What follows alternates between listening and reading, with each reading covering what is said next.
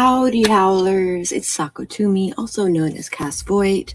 I write horror, and I'm a witch, and I'm a graphic designer, and sometimes I combine those three things. So if you are looking to market yourself as an author, or you're looking to be a witch, you're a witch, please drop by my channel. I would love to see you. Got a ton of videos, all of that.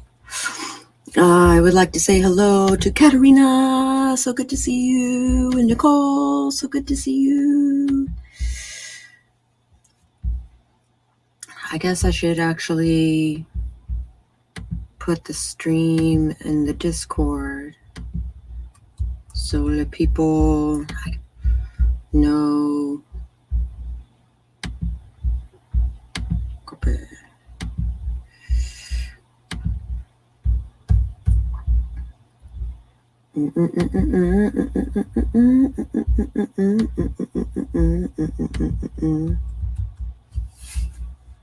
Boop.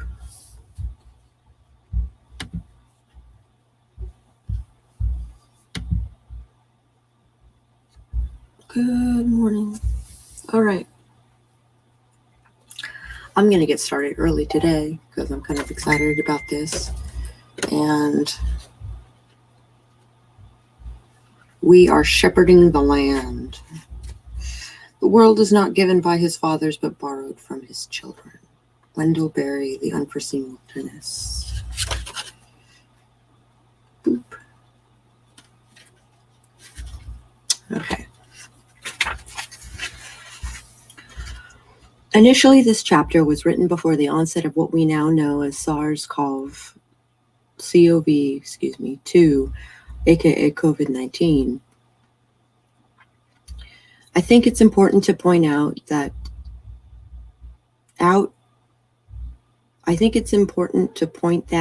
because due to this new element, the way in which the world functions and my opinions on it have altered significantly. In the face of a global panic, this true state of the world and its downfalls were made crystal clear. As I write this now, it is spring of 2020 and the world is at a standstill. Nothing like this has been seen in modern history, where literally the whole globe shut down. And I'm not sure we will ever see something like this again. It is too early to say what will be the outcome of all the changes, positive or negative, but without a doubt, things will never be the same. Throughout the course of humanity, people have largely held the role as shepherd or steward to the earth and its bounty. Our ancestors did not view this role through rose-tinted glasses and knew that their lives and the lives of their ancestors were often difficult and grueling. Living off of and with the land in a more rural setting can be physically taxing, cold, and bleak. This was a life that was often fraught with poverty, hunger, and disease. When we think back to what we consider simpler times, we view things through the privilege of survival. Isn't that profound? These were harsh times, with Mother Nature being a hard and inconsistent mistress. That is super profound. When we think back to what we consider simpler times, we view things through the privilege of survival.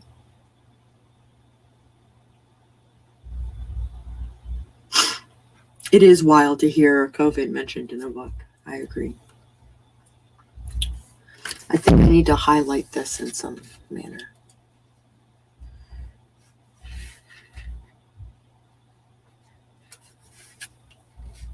When we think back on what we consider simpler times, we view things through the privilege of survival. Oof. Seriously. Holy shit. While today we often have what we need to survive, our ancestors were not always so lucky due to long winters, plague, frost, drought, and famine. Fast forward to the plights of the modern human in which most of us live in a materialistic society filled with pavement and the pleasures of urban and suburban areas. We are out of balance with not only ourselves, but the very earth, its cycles, and its seasons. This fact has become strikingly apparent with the rise of the modern pandemic. Faced with a crisis, many of us do not know how to conduct ourselves because we are simply unable to source our own food and water outside of a marketplace. In some of my more reclusive phases, I thought a lot about how I believe humans, myself included, have lost touch with the cycles of birth, life, and death, focusing instead on temporary comfort. When I was 19, I overheard one of the most profound things that changed the way I relate to the world and my life. I was pregnant at the time, and my emotions were running pretty high, which is why this probably struck out to me the way it did. I had gone to Publix, which is a local supermarket, and got in line to check out. A man in front of me was chatting with the cashier. It became apparent very quickly that he was not from the area due to his accent. The cashier noticed this as well and asked the man what brought him into the city. He said, "I wanted to have an adventure, but I miss home. It seems as though I've traded a life of meaning for a life of convenience." This truth, spoken so frankly by a stranger, struck me to my core. After leaving the store, I went back and wrote this thought into my journal to reflect on. I've thought about it nearly every day since.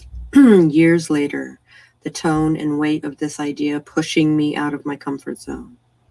To me, it was impactful that a stranger chose to be raw and honest in a culture of politely disconnected hellos and thank yous. Because of his honesty, my eyes were violently and quickly opened to my own role in what he described as convenience. If I were being honest with myself, I would have said I wasn't connected, in tune, or aware of the earth around me because I didn't see it. What is amazing is that more and more people have begun to wake up to this as well due to COVID-19. In a recent Atlantic article, Marina Koren talks about 4 distinct ways that the quarantine and stay-at-home orders have affected the earth. The first marked way is there is less rumbling on the surface of the earth due to the drop in use of public and private transportation. Second, there is less air pollution due to fewer people traveling and more factories being closed. Third, cityscapes are changing. Lastly, ocean noise pollution is down. I believe that the third point, changing cityscapes, is the most impactful point in the whole piece because it highlights just how out of touch urban dwellers have become with the natural world.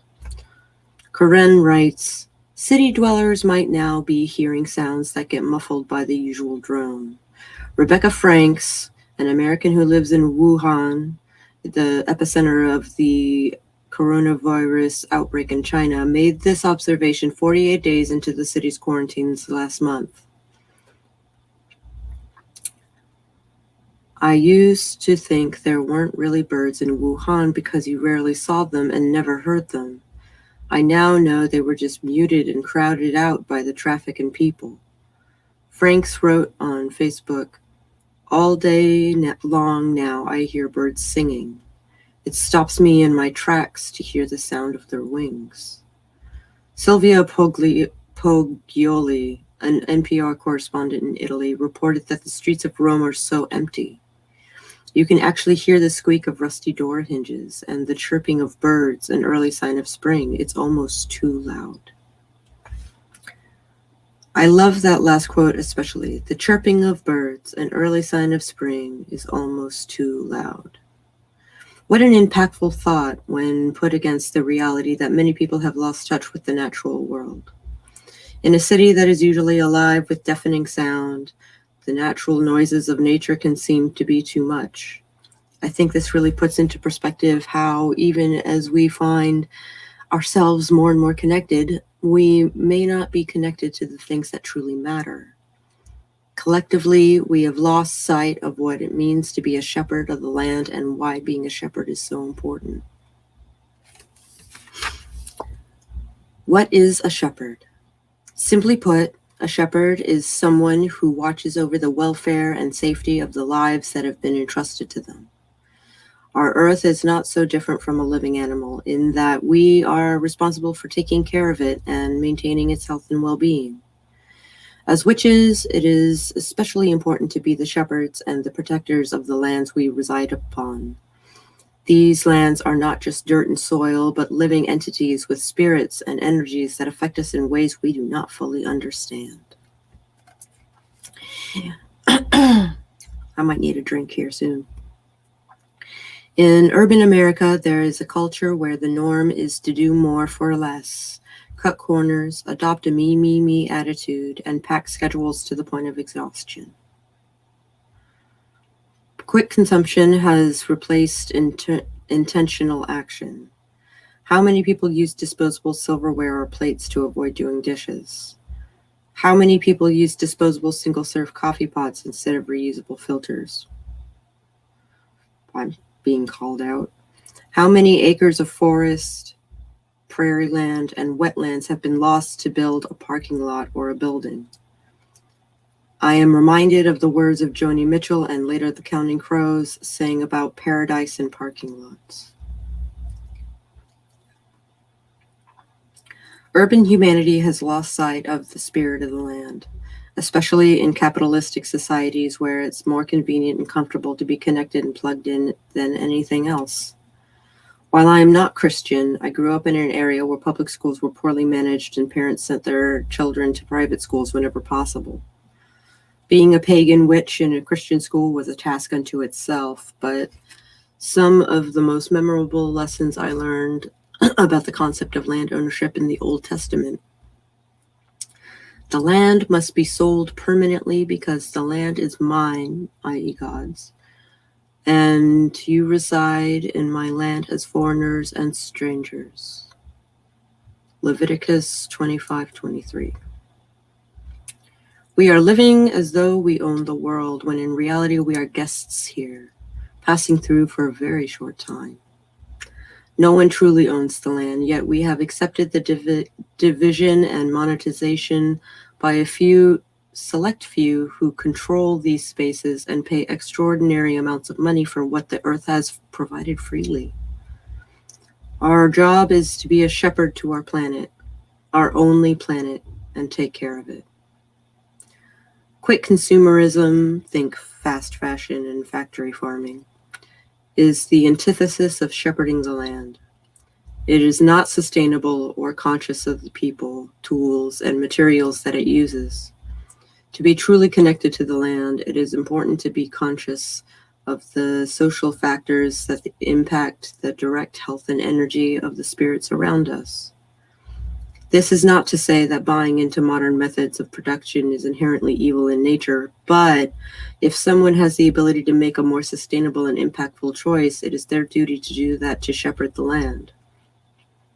Easy additional ways to live a more natural and an unburdened lifestyle include going to the farmer's market instead of a mass supermarket chain, or buying secondhand clothing instead of fast fashion. Sustainability is definitely a marketing buzzword these days, and brands can be deliberately misleading about what is sustainable and what is not. When in doubt, maintaining intentional practices such as reducing consumption overall, reusing what you already have instead of buying new things, recycling items you no longer need, and buying sustainable green products from trusted companies are some basic ways that some people shepherd the land. Thinking about the scale of pollution can be overwhelming, but what matters most is making your shepherding an intentional choice. This is the pillar that my craft is built on. Is you're a shepherd of the land, the whole cottage witch thing.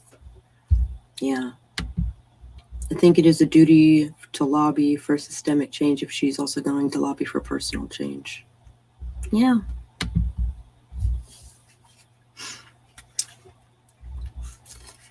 There will come a time when your view of how we treat the earth will be irrevocably changed.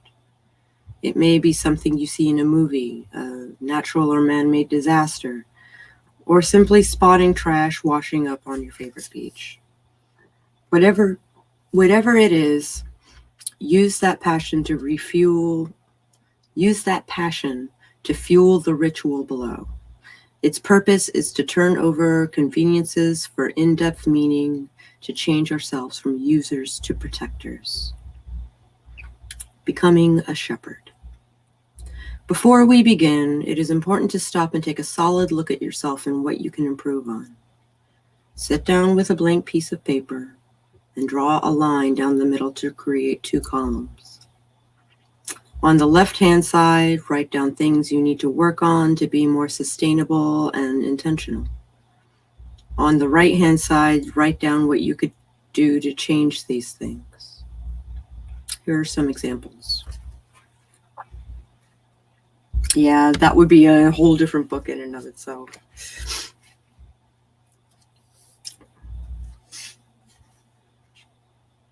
Things I can improve and ways to improve. Using single-use bottled waters and plastics, purchasing and using a metal or glass water bottle and other reusable products. Yeah.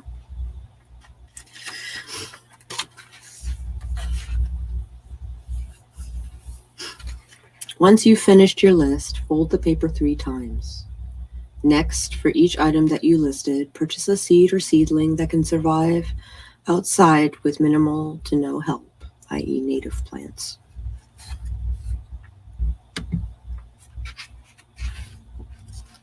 When you have assembled your seeds, go to an area on your property that you feel connected to or that has been generally neglected. Sitting on the ground, arrange everything in front of you, your list, your seeds, and maybe a trowel for planting. Place your hands directly in the soil and close your eyes, feeling the energy of the earth joining the energy of your body through your hands. Visualize a golden light coming through your body into the earth, and a silver light coming from the earth into your body from every point of contact. As this silver light enters you, feel the change and the charge of soil breathing into your spirit. When you are ready, open your eyes and pick up your list. In your own words, ask the spirits of the land to listen and be present with you. Speak your covenant to the earth, reading aloud each way that you have fallen and each way that you will make change. In this way, you are rejoining the earth in a journey of love and acceptance, protection, and healing. Once you have read your list, it is time to plant your seeds. These seeds will be the physical embodiment of your covenant between yourself and the earth. It is important to plant them with care and tend to them each day. You are now the literal shepherd of these lives, and it will be your responsibility to take care for them to the best of your ability. This ritual can be repeated, modified, and reaffirmed multiple times a year. I typically do all of my seasonal planting with this ritual and do my harvests with a separate one. The earth will take care of us if we take care of her, and by taking care of these plants, we are able to see and feel with our physical bodies the relationship between ourselves and Mother Earth. Smoke cleansing. Smoke cleansing is the practice of burning herbs, incense, woods, resins, and other items for the purpose of clearing a space or preparing for spell work. Excuse me. It is believed that the smoke cleans, invokes, and manifests, and it's a practice that has been a feature of most cultures and religions worldwide. There are so many materials that can be used for this purpose, depending on your culture, climate, and accessibility. In the New Age community, the term smudging has become increasingly popular over the past few years. Smudging, white sage, and how to smudge have been popular search terms for the past 10 years, showing a large uptick in searches and popularity from trends.google.com since 2010. While smudging has become synonymous with smoke cleansing, it is not the same thing. The word smudge is English and derived from a 15th century word smogen, meaning to soil, stain, or blacken. In modern context, however, the word shifted to refer to the Native American smoke cleansing practice. Modern smudging typically refers to the Native American spiritual practice that uses Salvia apiana, Salvia officinalis, tobacco, sweetgrass, yarrow, and juniper for cleansing, purification, and healing rituals. These rituals were and are conducted by a trained shaman or healer who sources their herbs using traditional methods.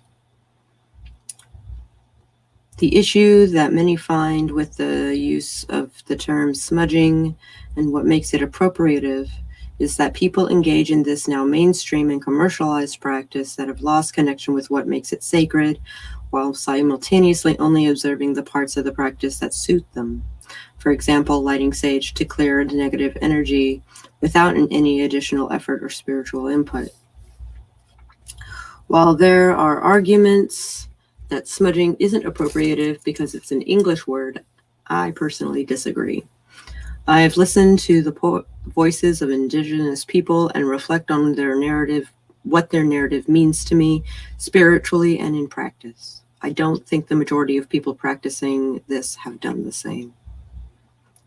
So if not smudging, then what?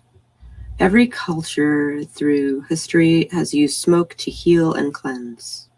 Churches use incense. The Scottish have a practice called seining. In India, incense has been used hand in hand with their spirituality and religion for longer than the word smudge has even existed. There is a space for any and all of us to use smoke to cleanse and heal our bodies. I think the best supplies we can have when using smoke to cleanse and heal come from things we grow and source ourselves. I suggest growing your own sage, rosemary, lemongrass, cedar, eucalyptus, and even bay leaves. Oh, I would love to grow bay leaves. All of these plants can be grown conventionally and sustainably at home and on a patio, and are great for cleansing. Additionally, incorporating local hand-harvested flowers and botanicals adds an extra kick of conscious land magic.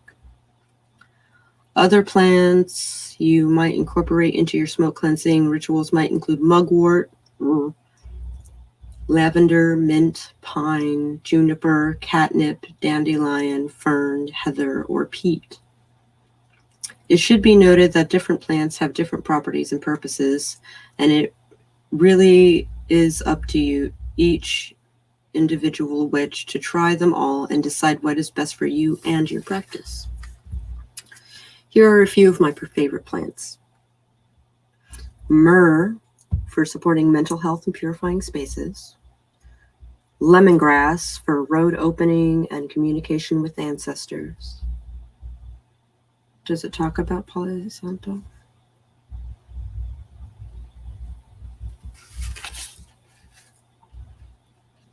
I don't think they do. They don't talk about Palo Santo. I don't know it by any other word. So I don't know if it is super appropriated thing. It is not my culture, but nor is cedar by any means. And you don't care for the smell.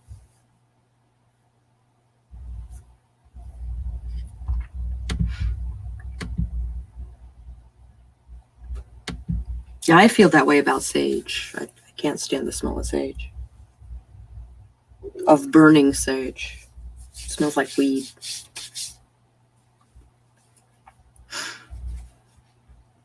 I love the smell. I wonder if I'd like the smell of burning cedar. I thought I would. I like the smell of burning cedar and birch.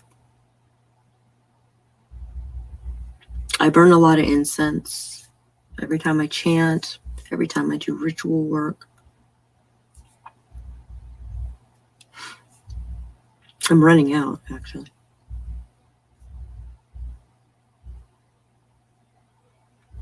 You're not a burning sage person either.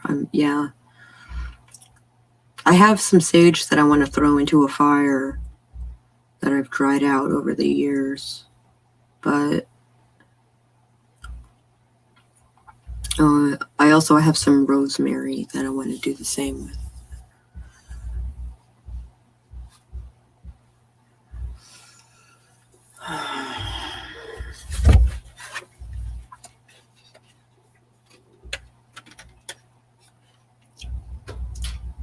Rosemary for easing grief and cord cuttings. That's interesting.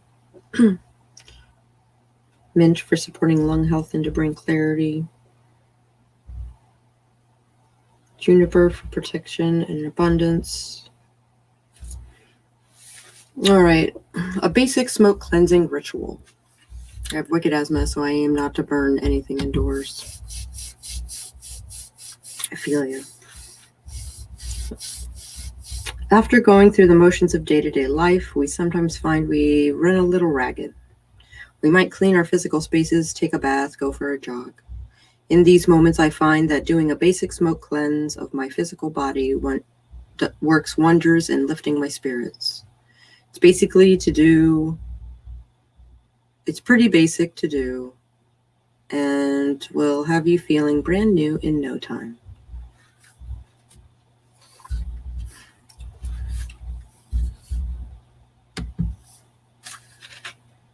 You will need a small white candle, like a tea light, a dried herb bundle, loose herbs, charcoal, or incense, and a lighter or matches. In a bathroom or other uncarpeted area, begin by lighting your white candle. Sit on the floor cross-legged in a chair if you are unable to sit on the ground comfortably. Close your eyes and focus on your breathing, tuning into your body. Feel where any tension or held emotions might be stored. Imagine a warm light traveling across your body, starting in your toes and moving up through your legs into your body, arms, and head. Allow this to linger and loosen up these tense areas. When you are ready, light the incense and stand up. Start from your feet, circle your body with the smoke in a clockwise motion. Allow yourself to breathe in the smoke, and as you exhale, allow the smoke to travel out, releasing any stored tension, energy, or emotion. When you have circled your whole body, allow the incense or herbs to finish burning with the candle.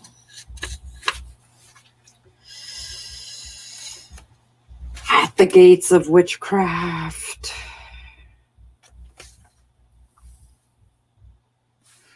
It's easy to fictionalize an issue when you're not aware of the many ways in which you are privileged by it. Kate Bornstein.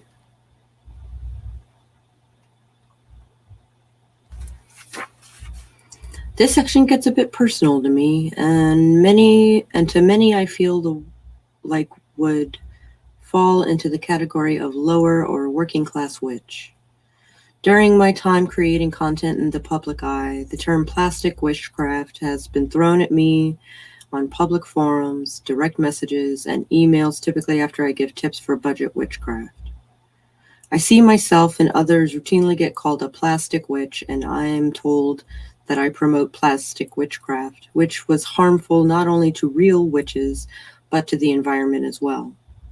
The people who fling this term around are often not working class and speak from a place of spiritually bypassing privilege. I believe the term plastic witchcraft is twofold in its meaning. First, being plastic refers to being superficial and fake, like Plastic's Click in the movie Mean Girls. Second, being deemed a plastic witch literally refers to using plastic products. However, the term itself is very condescending and shows an aggressive amount of spiritual bypassing.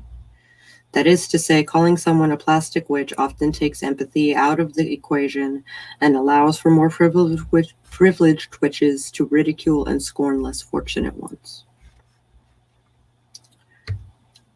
Another factor that compounds this issue is that there are people who enjoy the aesthetic of witchcraft. Hi, Allie. There is nothing wrong with embracing the things that bring you joy, but it makes the divides between different camps in witchcraft fairly obvious. There are those who don't care at all about the aesthetics and just practice, regardless of anyone's opinion. There are those, like me and many others, who have a strong online presence but don't really adhere to any specific aesthetic. And there's the last category, who have a strong online presence or strong personal presence with a carefully crafted aesthetic, usually found on YouTube and Instagram. Having an aesthetic does not mean that your witchcraft is any less genuine or real. I do not consider myself to be a plastic witch, but I understand that some people might think that because I have a strong online presence, I'm somehow less genuine. I'll just say this. At the end of the day, only you are going to be able to know if your practice is true or plastic.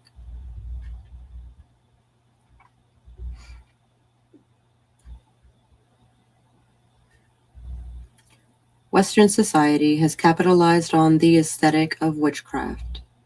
After years of being hidden, we have become a target market that is surprisingly willing to drop a lot of money on our spiritual practices. You can buy cheap witchcraft supplies online from China, or at the dollar store, or in Whole Foods even. This ease of access creates a disconnect between what is spiritually bound and what is impulse bound for our spiritual practices. I'm not going to lie, I've ordered quite a bit of witchcraft stuff through Wish. It was cheap. Just cleanse it when it shows up, that's all. Our energy creates the money we have to spend, so we spend our energy. It is important as we spend our energy, it is important to be intentional about who and what we support when we spend it. Amazon has become a staple for many witches due to the ease of access and ability to search and read reviews. What this process takes away is the chance to learn firsthand from other witches and support local communities and keep those resources in place. Shopping small is a step any witch can take on a grassroots level to build up and support the things that matter to them. Yeah, but I feel like the whole plastic witch term would apply to that because witches affordable and sometimes you need stuff and aesthetic is helpful. Yeah, but I don't let perfection get in the way of getting the job done, which I think is what a big problem with environmentally minded people is. It's not just perfection. They just have this preconceived notion of which things should be like. And it's so big, they don't know how to start.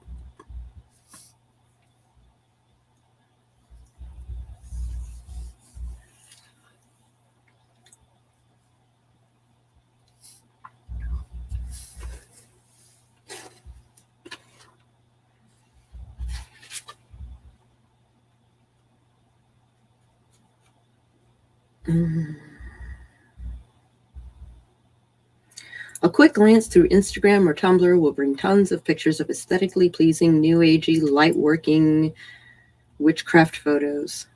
As scrolling becomes a way to disconnect from our physical worlds, we are thrust into the virtual world of aesthetically targeted and marketed witchcraft. It doesn't take much effort to find altars full of figures and candles and crystals, or conversely shelves and shelves of books, and you'll want to have them. It becomes something that we can compare ourselves to, something that marks us as devoted. Do you can go, because hold on. Do what you want because, wait. Do you want you can go because you can't always afford to shop small or shop antiques or used but don't issue Amazon. I think perhaps people need to mind their own business in that regard. Focus on what you do rather than what people across the country do. Sounds like a lot of gatekeeping. And one of my friends, she is like faced with like older women, like housewives who have gotten into witchcraft just recently during the pandemic, and they're basically like, you need to have X, Y, and Z to be a witch. And Ansa's like, but I just get my shit at the dollar store.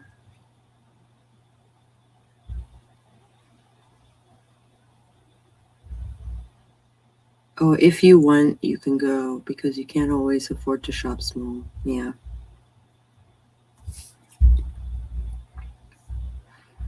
Hey, so all the soapboxes.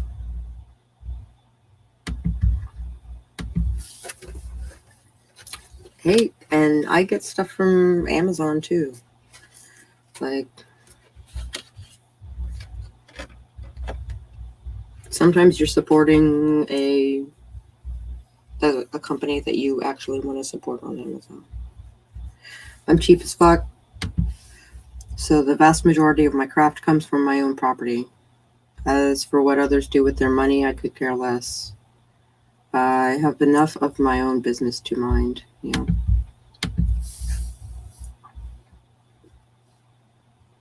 I am being called.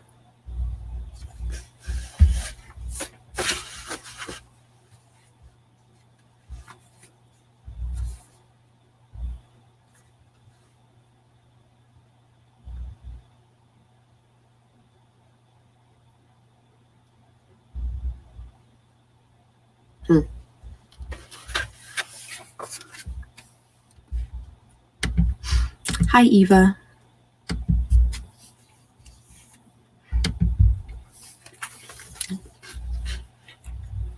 I think if people want to spend tons of money on stuff, they should be able to do so. If people can't afford to do that and would rather go to the dollar store like I do, or on to Wish, like, then such is life.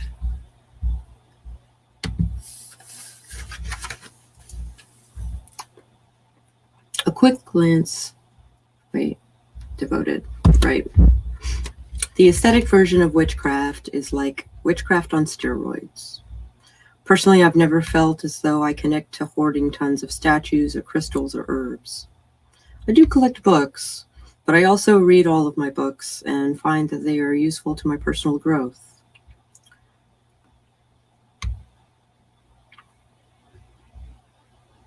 Yeah. But I also read all of my books, yes. Enjoying something and wanting lots of it doesn't make you any less of a witch, just as not having lots of things doesn't make you any less of a witch. Witchcraft is, at its heart, your strength and ability to manifest your desire with what you have right in this very moment.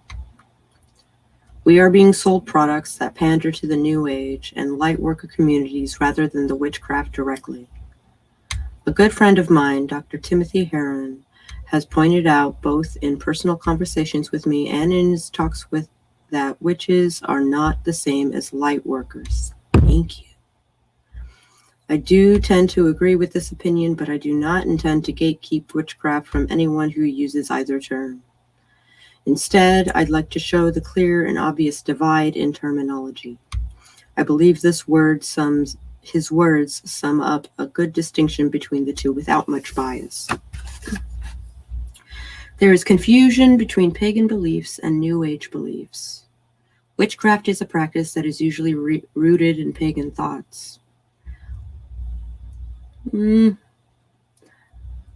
Age practice includes the following: a deep attraction to crystals, energy healing, and to transcending their bodies rather than being grounded. The focus is much more spiritual than earth-centered. That's like psychonaut. That's different. The way that witches and pagans, in particular, become a part of the natural world around us is part of what makes us different. Witches aren't a group of consumers to be sold to. They are part of an ancient connection to the energy of the earth, regardless of aesthetic or superficial approval. Superficial approval. Witchcraft is inherently anti-consumerism. You don't know what a light worker is? Like Reiki people.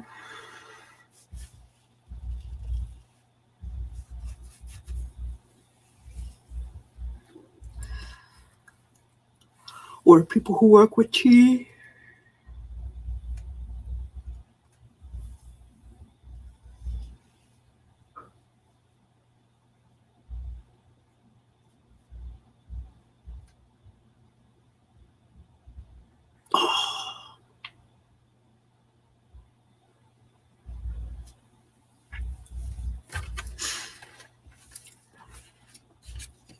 Inherently anti-consumerism.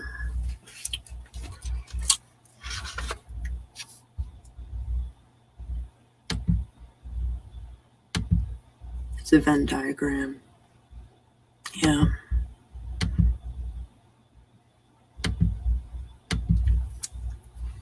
Like, I am not a light worker by any means.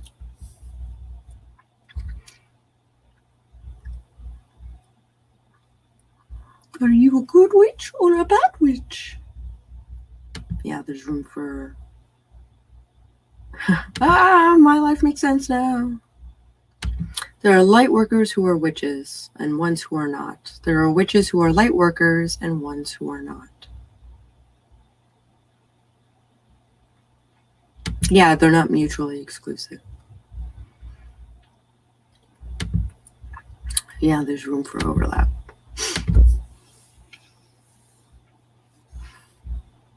Or maybe a light worker subscribed to capitalism and its ideals is opposed to witches who do not.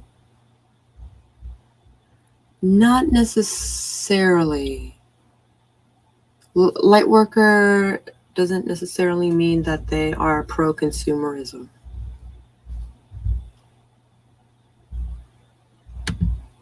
Same deal as the difference between witchcraft and Wicca. Yeah. Another issue that the internet seems to have with plastic witches is accessibility. I like to put accessibility with gatekeeping and privilege because it really does keep some of the more disenfranchised population in the witchcraft community at the gate, so to speak. With books on witchcraft being written similarly to cookbooks, beginners just starting out might feel as though they need a ton of supplies to be real. First and foremost, this narrative is wrong, and it leaves many beginners unsure of how and where to source their supplies. I feel many beginners aren't being taught that they have everything they need without spending a dime. This might sound chaotic, and it is. However, witchcraft is in the heart of the witch, not in the tools or the supplies. An experienced witch can get more done with a piece of paper, a pencil, and their will than an imitator can with all the supplies in a metaphysical store. The way that I've worded that might seem like I'm gatekeeping, but there is a difference between someone who claims to know something without ever putting in effort and someone who dedicates themselves to the spiritual path through hard work and devotion. Anyone who decides to join the path of witchcraft and wants to be a witch can. There is no prerequisite like being hereditary, being descended from a long line of witches, or coming from a particular background or race. However, what one does with that desire to truly explore and learn determines what kind of witch they will be. A witch without any studying has no grounding to produce the energy needed to manifest their desires and will. Beginners just starting off will not know as much as an advanced witch, and that is not only okay, but highly encouraged and to be expected. No one becomes an expert in anything overnight. Witchcraft is no different. There is a distinction between calling yourself a witch and truly being a witch. Witchcraft is found in the soul. It is present when you were in spirit form. It is here now, and it will be here once this life is through. You are all you need, indeed. Budget witchcraft. Plastic witchcraft often gets confused with budget witchcraft by the pretentious, and I've noticed the intersection of these two when I'm helping beginners through budget witchcraft. Budget witchcraft is not the same thing as being a plastic witch. Frugal does not mean fake. Just because you're strapped for cash and using cheaper resources doesn't mean that you care any less about the earth, its resources, or the spirits that you will be working with. You are allowed to live within your means and still practice resourceful witchcraft. Witches do not need anything in order to practice witchcraft. In a capitalist society strongly influenced by trends, it might seem as though to be a witch one would need all kinds of trappings. But there is one thing that I can swear by, and that is that a witch needs nothing. Tools such as candles, jars, bells, and incense are used to focus and raise energy, but they are not essential. When a beginner is just starting out in their journey, tools such as these aid in learning how to focus intention and manifest the witch's will. When you're just starting out, it might feel overwhelming figuring out what is right. It might seem as though you need a book of shadows or an altar or any number of other things. While I don't discourage or acquiring these things eventually, you really only need two things to start: a dedicated space for focusing your energy and a notebook to write things down so you don't forget. The earth is an altar for all its children, free of charge and abundant in space. And walking outside on a nice day is as soul satisfying as building and cleaning an altar for a god or ancestor. Hi, JC. How's it going? I need a drink. I do. I need a drink.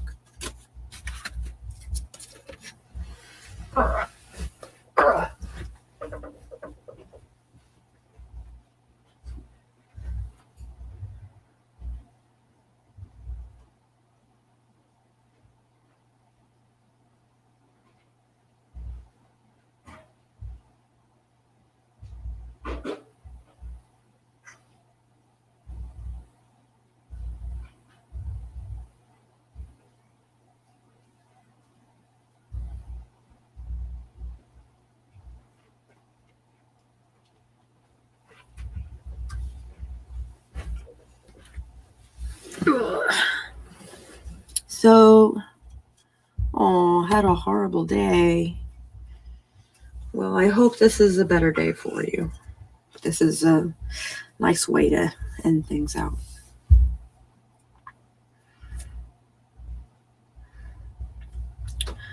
Everything that is being said now is the basis of my own witchcraft. I resonate with this greatly. I guess that's why you recommended the book. It's because it's kind of your paradigm.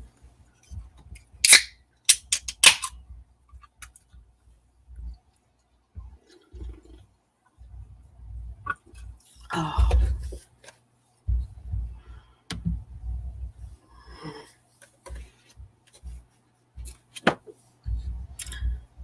Random, but the shirt you were wearing was a Chiodos shirt. I had one almost just like it, but it was Chiodos. Oh, the skull. What am I drinking? I'm drinking sparkling water that is cherry and pomegranate flavored. Yeah, I could get a soda stream and do it myself, but it's $3, man. It's probably cheaper for me to just buy the cans than it is to buy the fruit and then infuse my own water and then carbonate that water.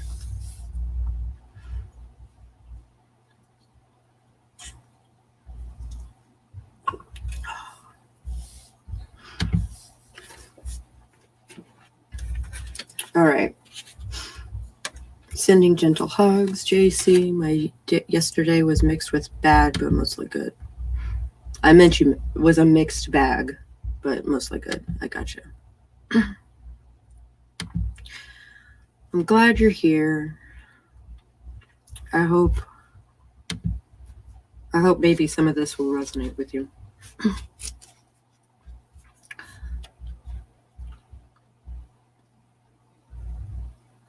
Where did we leave off? Some of the necessary basic supplies are the easiest to source.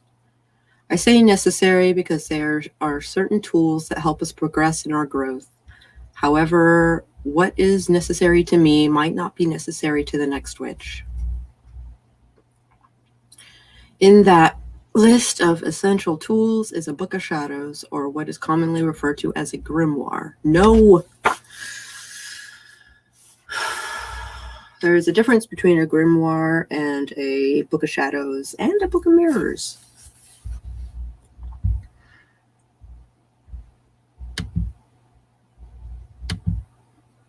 Had to more or less cut a childhood friend of 25 years. That sucks. That must hurt. I'm sorry, hon.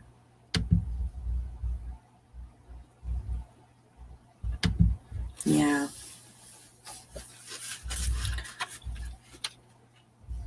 So I do not agree with the idea. Both of these terms are fancy new ways to describe a spell book. No, they're not. A book of shadows is a personal book of spells, notes, and rituals, feeling very similar to a journal, but a little more formal.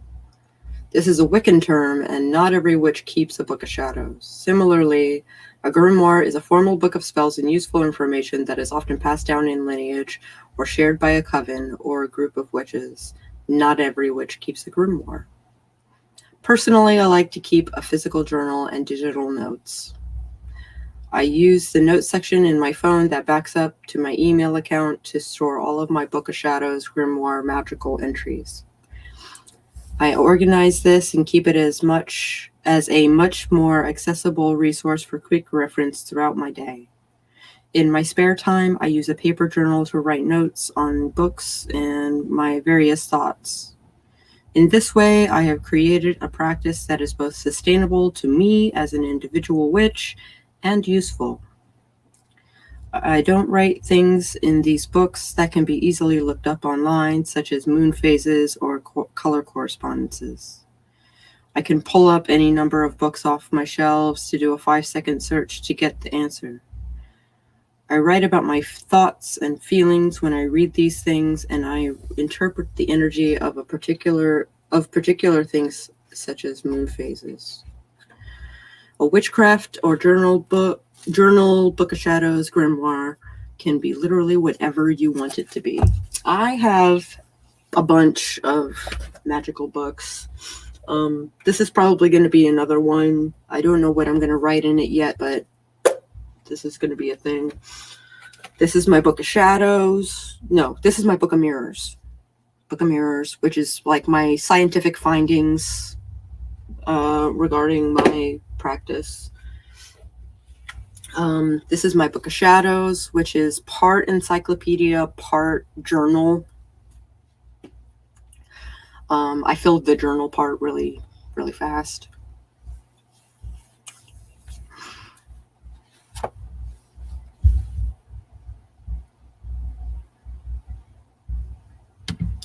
I'm thinking about writing a book.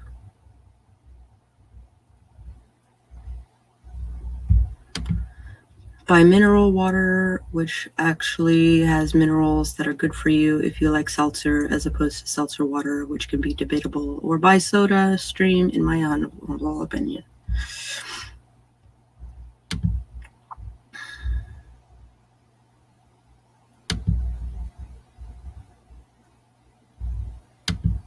Yeah.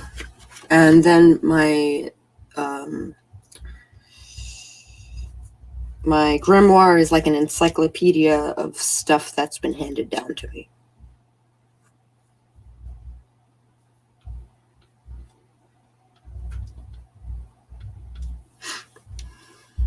I've always known that BOS is Gardnerian Wicca thing, and grimoire, which usually means book, as was witches in general.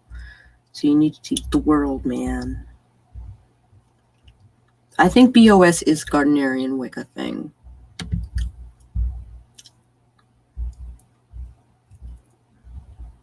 But it's also, like, has a very specific purpose.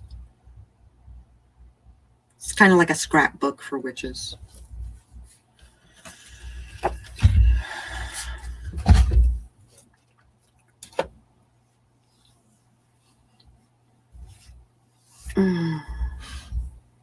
Drink a bit.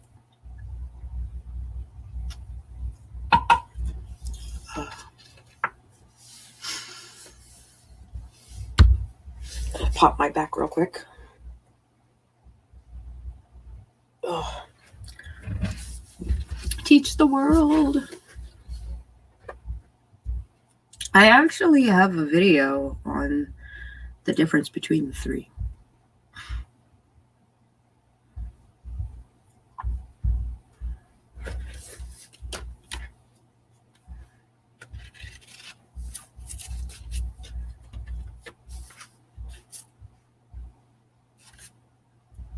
In witchcraft, like everything else, live within your means. Even if those means are conventional. Bought something in plastic, reuse it or recycle it. Ended up in the fast fashion cycle for whatever reason, repair it instead of throwing it away. Don't forget that fast fashion is some of the only fashion for certain sizes. Taking care of yourself financially goes hand in hand with taking care of your mental and spiritual health. Don't allow anyone's opinion about what a witch should be make you feel lesser than for living within your means. You don't have to be anyone's flavor but your own. Altar basics. Altars are important to most witches, and each one is as individual as a Book of Shadows or a grimoire. I am a folk witch, and my altars reflect that. In many books on Wicca, you will find detailed instructions on what tools you should have to build your altar, where it should be placed, and what should be on it. The spiral dance, Starhawk describes the altar this way. The tools of a coven are usually kept on an altar, which may be anything from a hand-carved antique chest to a box covered with a cloth. When used for regular meditation and magical practice, the altar becomes charged with energy, a vortex of power. Generally, a witch's altar faces north, and the tools are placed in their corresponding directions. Images of the goddess and god, statues, shells, seeds, flowers, or a miner take a central position.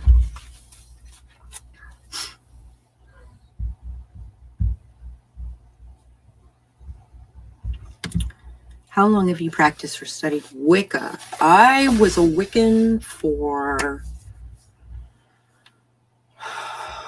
4 years, 5 years. I considered myself Wiccan for like 5 years. And then I went back to Buddhism. And then a couple of years ago, I decided to get back into witchcraft. But I didn't want to get back into Wicca. Because I was in a toxic, when I tried to be in a coven, it was a toxic situation. So I was a solitary practitioner. And I thought, if I was going to be a solitary practitioner, I might as well do something that's within my paradigm.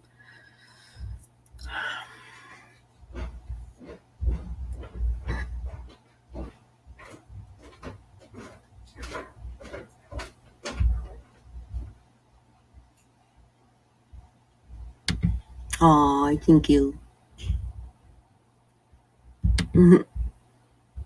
But I would say 2017, I started getting back into it. Have you thought about putting an informational comic strip? Yeah. There's an illustrated chaos magic comic that is out there. As for me, I'm not Wiccan, but I studied with Wiccans for a few years back in the 90s. Yeah, me too. I'm using text to talk to text. Ah.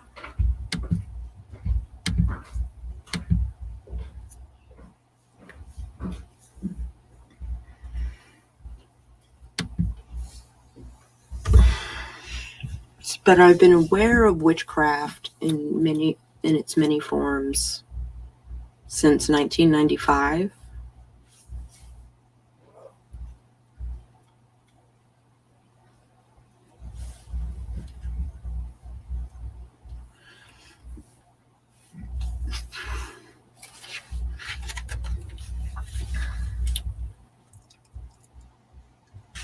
Personally, and as a folk witch, this is not how I work with altars at all. In folk witchcraft, you make an altar where you're guided to with the materials you are guided to. I'd like to mention that there is absolutely nothing wrong with creating a more ritual-based altar. This works for some witches and allows them to truly focus their energy in ways that they wouldn't be able to without the chaos that is natural folk altar. However, this is one of the most time-tested and accessible methods of creating an altar, in my opinion. Additionally, using a more folk-based method versus ritualistic method allows for the moving pieces of an altar to ebb and flow with the changing of the season. Well, it's 11, so maybe I should hold off on this. And then she goes into different kinds of altars. We will talk more about altars tomorrow.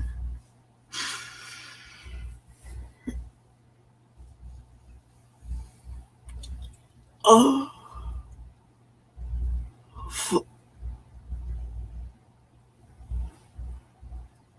I'm all stretchy. I get to go to the chiropractor tomorrow.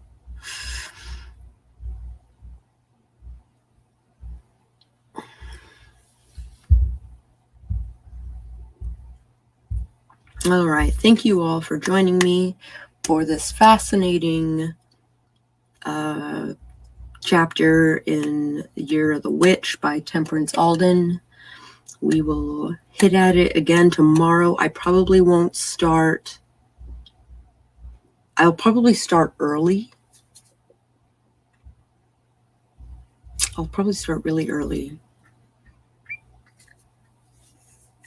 because I have an appointment at 9:45 and then I have a chiropractic appointment at 11:30.